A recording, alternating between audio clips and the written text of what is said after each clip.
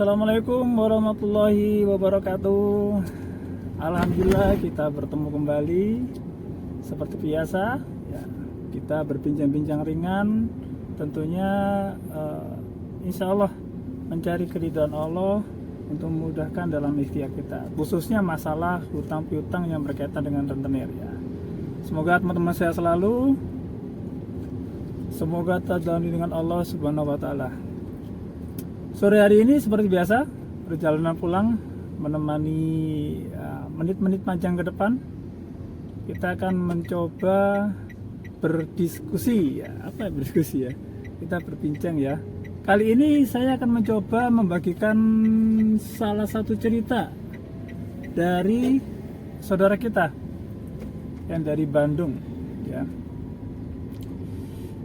Awal cerita kita sebut saja namanya Pak Andri ya. Pak Andri ini dari Bandung ya. Jadi tiba-tiba ini sesuai dengan cerita yang disampaikan kepada saya ya. Ini yang melalui Pak Andri kepada saya. Dia mendapatkan tagihan dari beberapa koperasi.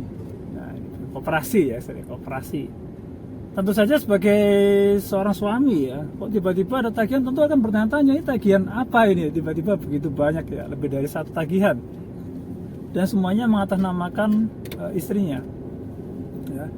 Kita tidak perlu berbicara panjang lebar mengenai kebutuhannya, tidak ya. Kita langsung to the point saja ya. Jadi singkat cerita, Pak Andri ini bingung bagaimana harus melunasin hutang segitu banyak ya kan. Mana tagihannya juga tidak hanya satu ya, lebih dari satu koperasi ya, subhanallah ya. Akhirnya Pak Andri meminta saran ya, Pak dibilang ya, sharing dengan saya, Pak bagaimana sarannya, mungkin ada masukan, pendapat ya mengenai permasalahan dihadapi.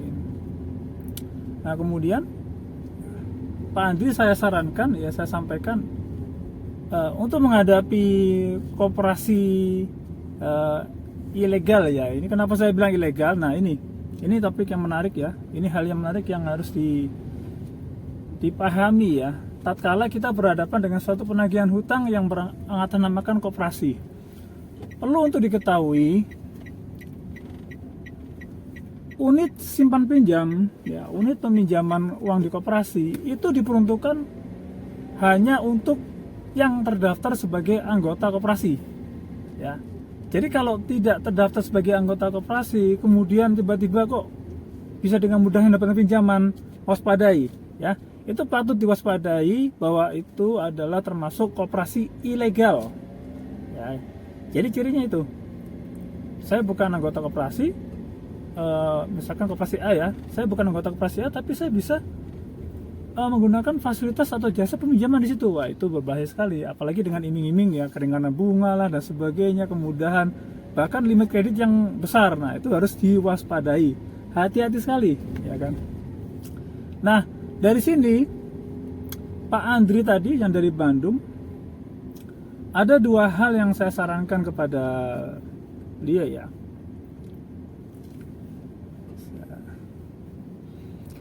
Yang pertama ya kan, hal yang mendasar ya kan, kenali dan pastikan koperasi itu secara fisik dulu. Artinya apa? Misalkan koperasi A ya, koperasi apa ya namanya, koperasi A ya, koperasi A, pastikan fisiknya ada. Oh fisiknya ada, kantornya ada, kemudian lihat apakah ada berbadan hukum di situ, akta pendiriannya, nomor sekian dan sebagainya. Setelah fisiknya ada ya, kemudian ada keterangan juga. Lantas apakah itu bisa meyakinkan bahwa koperasi itu adalah bukan ilegal? Langkah kedua adalah cek secara administratif. Artinya apa? Koperasi itu, koperasi yang sehat, dia akan melakukan perpanjangan akta dan sebagainya, kemudian melaporkan rapat tahunannya dan sebagainya. Itu semuanya tertuang di dalam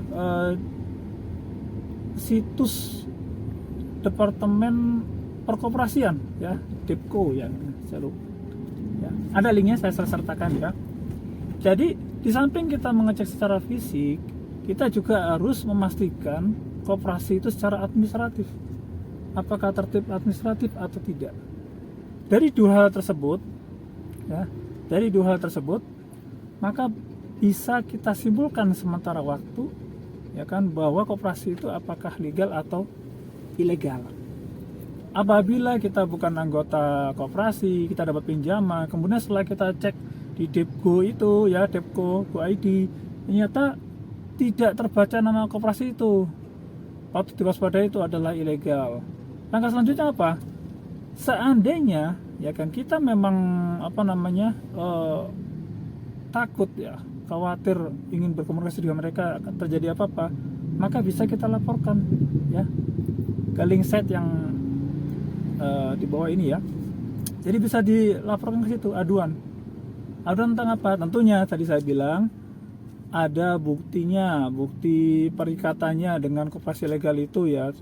Biasanya kan suka ngasih semacam kayak buku tabungan gitu, ya, tabungan cicil sekian gitu, yang kemudian nama koperasinya itu difoto, dilampirkan dalam laporan itu, ya. Namun alangkah baiknya, ya, ini bukan video untuk ngajarin nggak bayar hutang, ya, salah, ya. Ini edukasi supaya kita cerdas dalam berakad, supaya kita tahu dengan siapa kita berakad, ya, apakah cacat hukum atau tidak. Nah, setelah kita yakin bahwa oh ya ini ilegal nih, ya kan, kita mau lapor juga masih ini, ya, mungkin masih bisa diajak komunikasi, ya kita coba lakukan secara komunikatif dengan pihak oknum petugas koperasi itu. Sampaikan, ya, misalkan Mas atau Mbak, mohon maaf, ya, koperasi Anda kok tidak tercantum di dalam pelaporan ini, ya, kementerian ini, ya, gitu kan. Apakah koperasi ini sehat ataukah koperasi ini gimana, ya, sampaikan apa adanya sesuai dengan bukti administratif yang udah kita peroleh. Apakah mereka akan marah? Ya, namanya orang cari untung, ya, pasti marah lah, ya kan. Pasti akan ngomongnya ngasal lah. Wah, kamu itu ngarang-ngarang aja. Ini koperasi berbadan hukum, koperasi beneran ini, nggak bohongan, ya. Berbagai macam alibi akan disampaikan, akan dikeluarkan, akan diutarakan, ya. Itu menurut saya normatif, ya. Namanya orang pasti akan mempunyai alibi untuk memperkuat apa yang dia lakukan, ya. Tapi kita juga jangan kalah. Didasarkan dari bukti secara administratif tadi, itu sudah menjadi kekuatan tersendiri bagi kita untuk apa?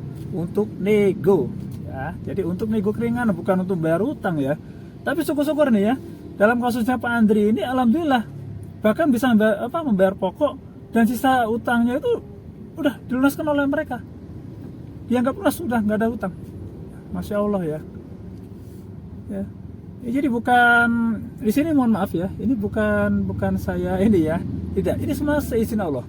Dengan seizin Allah, Pak Andri diberikan kekuatan apa? Untuk mencari tahu, untuk menambah bekal, ya, berhadapan dengan siapa, ya, bagaimana caranya, tuh di situ, ya. Jadi bukan serta-merta karena video atau saran saya bagikan, saya berikan, tidak. Semua ini adalah karena Allah, ya. Dan video, saran atau pendapat yang saya sampaikan adalah sesuai dengan apa yang saya ketahui, dan tentunya ada dasar pertanggungjawaban di situ. Yang mana saya juga pernah debat dengan koperasi, ya, dengan koperasi secara langsung pernah. Nah, kembali kepada topik tadi, ya kan. Lantas bagaimana dengan cerita Pak Andri tadi? Alhamdulillah, ya, alhamdulillah sesuai dengan chat terakhir beliau kepada saya, ya kan, dan dengan senang hati, ya, alhamdulillah hutang di koperasi legal itu akhirnya bisa dinego pokoknya, dan bahkan beberapa koperasi tadi, ya, operasi legal tadi justru melunaskan hutang-hutangnya, masya Allah, ya. Semua ini adalah karena dengan seizin Allah, dan tentunya dari ikhtiar yang dilakukan. Yang tadi saya bilang, tidak perlu terburu-buru di dalam suatu menyikapi suatu penagihan, panik, kemudian marahin istri, marah-marah, kamu itu ngutang terus buat apa? Jangan, ya kan. Justru sebagai suami, mohon maaf, ya, ini dalam konteks ini, ya, permasalahan Pak Andri, ya, istrinya yang berhutang, ya, mohon maaf, sebagai suami juga harus bijak, ya kan. Mungkin marah jelas, ya, kita marah sama Pak Andri marah sama istrinya, itu hal yang wajar, hal yang lumrah. Karena apa? Melakukan sesuatu tindakan tanpa izin suami, dan itu tidak akan mendapatkan berkah, ya. Tanpa restu, tanpa izin suami, ya, hal yang dilakukan istri itu tidak akan mendapatkan berkah, ya kan. selama hal itu memang selama suami itu yakin kepada Allah dan suami itu tunduk kepada Allah, ya kan. Dari apa yang disampaikan Pak Andri kepada saya, ya kan, tentunya mengajak kepada kita semua nih ya, mengajak kita semua untuk lebih smart ya, lebih pintar ya, lebih pintar dalam membaca situasi ya. Tentunya ini gak usah lihat umur ya, mungkin Pak Andri lebih tua daripada saya ya kan. Tapi dengan keterbukaan, dengan ketenangan hati dan kembali kepada ridhonya Allah ya, meskipun banyak utang ya, hutangnya hutangnya dengan riba, tapi dengan keikhlasan, keteguhan hati ya, komitmen dan konsisten untuk bertobat dan sebagainya. Alhamdulillah ya, alhamdulillah Pak Andri dimudahkan dalam proses pemecahan utangnya. Ya, saya sambil ini lagi macet nih ya. Ini di mana ini ya? Pertigaan Taman Mini ya. Kita buka dulu sebentar ya.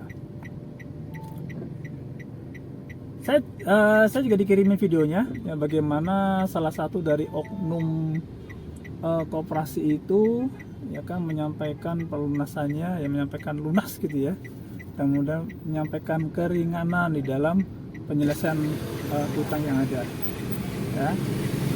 Nah, kan disimak videonya, ini penting sekali ya.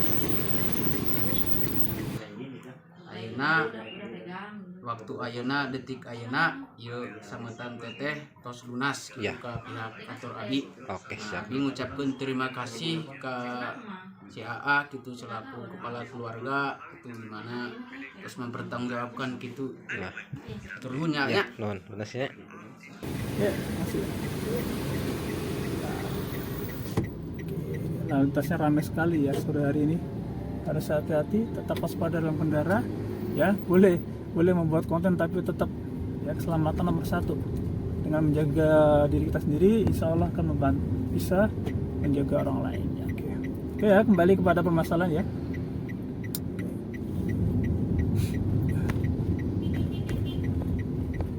Begitu saya mendengar chat yang disampaikan oleh Pak Andri, saya alhamdulillah wa syukurilah ya kan. Ya mungkin saya atau rekan-rekan ya, mungkin saya atau rekan-rekan belum tentu ya dalam posisi atau mengalami hal yang sama yang serupa dengan apa yang dialami oleh Pak Andri ya. Tapi minimal kita bisa belajar, kita bisa mengambil suatu hikmah ya, bahwa melakukan sesuatu, apalagi berakad ya, bersepakat dalam hutang piutang tanpa didasari adanya bekal ilmu, ya kan, itu tidak akan mendapatkan apa ya, keuntungan di apa ya dibilang itu, mendapatkan keuntungan. Justru khawatirnya justru di kemudian hari akan mendapatkan tuntutan ya, tuntutan, kezoliman dan sebagainya ya kan. Walaupun mungkin hutang piutang yang ada semuanya masih melibatkan riba, masih melibatkan riba. Apakah ada hutang piutang yang tanpa riba? Ya mungkin ada ya, saya juga kurang tahu. Tapi insya Allah ada, ya insya Allah ada, ya kan. Tapi itu pun apabila mendesak sekali, ya sangat saya sarankan minjem sesuatu itu karena mendesak sekali. Kalau tidak bisa jangan minjem. Karena apa? Belum tentu generasi kita nantinya akan mampu menyelesaikan apa yang kita mulai, ya.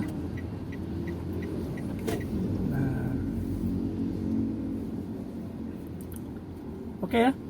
Jadi inti yang ingin saya sampaikan di sini, ya kan, inti yang saya sampaikan di sini, lakukan segala sesuatu dengan bijak, ya kan. Pahami betul apa yang kita lakukan. Apabila belum paham, maka kita cari dasar, kita cari bekal untuk melengkapi apa yang ingin kita lakukan, ya kan. Sebelum melakukan sesuatu, berpikir dulu, berpikir sejenak, membuat planning serta dengan manajemen risiko. Setelah itu baru, ya kan, silakan putuskan apakah akan lanjut atau tidak, ya kan. Terima kasih buat Pak Andri di Bandung ya, Pak Bandung. Terima kasih sekali. Apa ya, kalau bukan testimoni ya, sharingnya sangat bermanfaat sekali dan justru membantu saya untuk lebih menggali lagi hal-hal yang mungkin masih banyak dari rekan-rekan kita yang belum paham ya, khususnya yang terlibat dengan hutang piutang, masih belum paham dengan apa yang dihadapi. Semoga video ini menjadikan edukasi buat teman-teman sekalian. Sekali lagi, tidak ada maksud di sini untuk mengajak tidak bayar hutang, tidak. Tapi selesaikanlah hutang itu sesuai dengan akadnya, ya sesuai dengan syariatnya dan sesuai dengan kaidahnya, ya kan. Apakah itu hutang dengan riba, ya, atau hutang tanpa riba. Ya, dalam hal ini kita bicara rentenir, ya otomatis kita harus tahu betul koridor tentang rentenir sendiri, ya kan. Rentenir ini berkedok koperasi, perorangan dan sebagainya, itu juga kita harus tahu, ya kan. Satu hal yang harus dipahami juga, bahwa setiap perikatan, ya, setiap perikatan, di awal kita melakukan perikatan, semisal oh ya saya berutang sejumlah 1 juta, kemudian yang pihak keduanya saya berikan 1 juta sebagai pinjaman ditambah dengan bunga, itu adalah sah, ya, sesuai dengan yang pernah saya baca di Perdata, itu adalah sah. Jadi kaitannya di sini adalah akadnya itu sah, ya kan? Tapi orangnya yang memungut bunga itulah yang menjadikan hal itu tidak sah. Karena apa? Dia tidak memiliki kewenangan untuk memungut bunga atau memungut nilai tambah dari suatu pinjaman, ya. Akadnya sah secara perdata, ya kan. Kesepakatan itu sah, bisa dipertanggungjawabkan, iya. Tapi orangnya, pelakunya yang berikan atau memungut bunga itulah, ya, yang kita bisa istilahnya perjuangkan untuk negosiasi keringanan. Oke, ya, cukup sekian dulu sharing kita sore hari ini, ya kan. Seperti biasa, ini saya parkir dulu, ya, habis ini menjemput Bunda.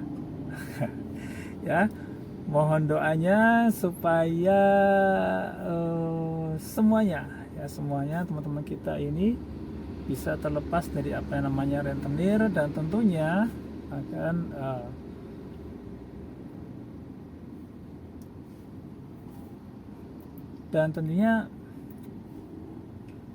rentenir siapapun mendapatkan hidayah, ya, apabila itu muslim mendapatkan hidayah dari Allah sehingga menghentikan kegiatan rentenirnya dan tetap membantu tapi sesuai dengan syariat yang benar-benar sesuai dengan tuntunan Rasulullah.